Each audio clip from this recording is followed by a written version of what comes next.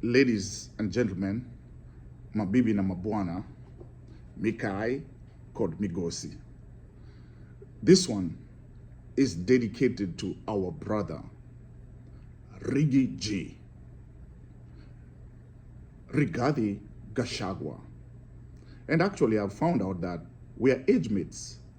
So allow me to call you Bwana, Geoffrey, Rigathi, Gashagua. Achana na Oscar Sudi, you are not age mates. Don't keep responding to him and him goading you to say things that you perhaps should not say. I've decided to address you and make this video because of your remarks that you made recently, whereby you stated that if the Electoral Commission in Kenya is going to rig the election for Ruto, it will make the events of 2007 and 2008 look like a Christmas party. That was quite unfortunate because I think you are as old as I am to understand that those were quite some unfortunate events. We don't want to go back there. We don't want to remember that. We would rather forget. We forgive each other and forget. But you bring it back. Now, why is it important that I address you? It's because the things you're saying, you term them as truth. You are the truthful man, the honest man. By the way, I just want to let people know, when you meet somebody and the words that come out of their mouth are that, let me tell you the truth. Let me address you. Let me tell you the truth. Be very, very skeptical because you didn't ask for lies.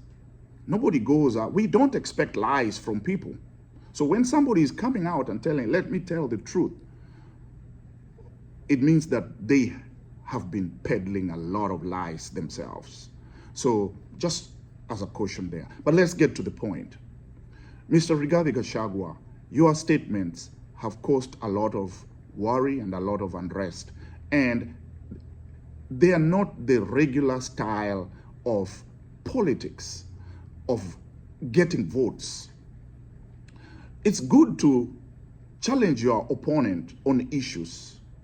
It's good to criticize your opponent. Even if you fell apart, it's good to criticize them on what they are not good at and what you think you're good at. It is good to campaign to get votes from your supporters and to be able to cross over to those who are doubtful. Usually they are called the independents. And then perhaps if you gather a lot of votes, then you're going to cross over to the other side. So you've been speaking a lot. And the one thing that you said recently was not right, and it is not safe for the country. You've been speaking a lot, and you've been saying you're the truthful man. Well, you truly want the end of the Ruto regime. You know you've been impeached. And your impeachment, you have asserted that was not right. That it wasn't, they didn't follow procedure and it was wrong, the issues were wrong, the grounds were wrong. And therefore, because you are impeached by this current president, William Samoei Ruto, you have also asserted that you left the government with all your people, and a lot of people left, and that Ruto is actually very weak. You've also stated that the only person holding Ruto together is Raila Amolo Odinga. You've said that Raila Amolo Odinga is Ruto's life support. And if that life support is pulled out, Ruto is gone. Now, on the other hand, you've also stated that they want to poison you. You've stated that the police is intimidating you for things other than the illegal or the wrong things you're saying. You're saying they're trying to kill you. Well, if You can't wait for the election. If you're fearful of the election and stated that the Electoral Commission, if they are likely to rig for Ruto, that Ruto is likely to use the Electoral Commission to rig, if you're that fearful, you don't need to wait for that election. And here's my advice to you. It's going to be a very simple advice. To mobilize Gen Z requires some natural stuff. It requires something that you probably still don't have. The Gen Z revolution was organic, and it was inspired by things that have nothing to do with you. You wanted to champion it, but the truth of the matter is that the Gen Z revolution was organic. To harness that movement again can be very challenging. To be honest, even Raila has never been able to harness a revolution like the Gen Z revolution. Therefore, don't go that route and try to steal a fire or a thunder that doesn't belong to you. Amadioha, the god of thunder, is going to strike you if you try to do that. But let's be real here. There is one way you can remove Ruto from power. The one way you can remove Ruto from power is this. Be the truthful man you say you are.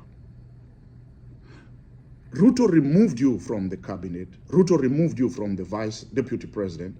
Ruto, you claim, is frustrating you, and that Ruto is a liar, and Ruto should not be in that office. There is one thing that can remove Ruto from office today, and that is, if you say that Ruto is a thief, if you say that Ruto rigged this election, therefore, because he rigged this election, he's likely to rig you out too. That's going to be the bombshell. Let me be honest with you. We in ODM are not in government. We are trying to stabilize things so that this country can benefit and can move forward. If the president succeeds, we all succeed. If his plans come to fruition and are appropriate, then this country will be ahead. But if this country does bad, and we are looked about by our neighbors and the international community as a country that is a failed state, it will be bad for all of us. And we can take the country down that route, but that route also doesn't just go down one day. It will go down gradually. And we don't know whether you or me will be alive at the time when we'll be able to bring it back up. So if you want regime change and you don't trust the Electoral Commission, like Raila has always trusted the chairman of the Electoral Commission, when things go bad after the election, go to court. Don't threaten people with violence. Don't threaten people that things are going to be bad because you are loved by your people so much such that if things go bad, they're going to cause untold chaos in the country. Let's be honest. Your following has not passed the mountain. Your following is still within the mountain. You need to get support from across the country in order to be significant and then win the election. And if you feel that you have that, then there is no reason to fear the election. Just go. And if things are bad, then you can go to court. That's the proper way to do it. Raila has done it many times. It's painful to lose and to go to court and lose again. But you know you've been impeached, and you know that your cases are going to drag on, and perhaps, I'm not sure, I'm not the lawyer. If your case is still out there, it's not been appealed or whatever, you may be on the ballot. But if it goes the way even the Supreme Court Justice said one time, that once you're impeached, you're impeached.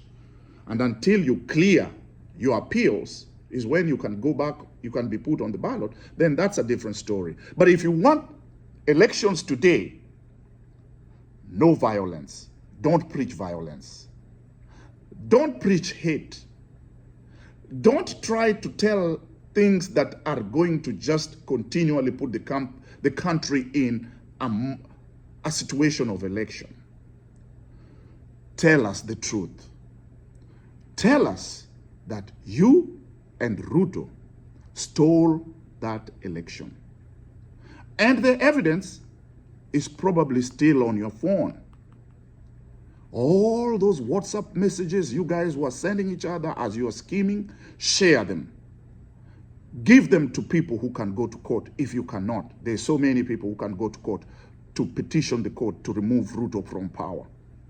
Because that will be impeachable, highly impeachable offense.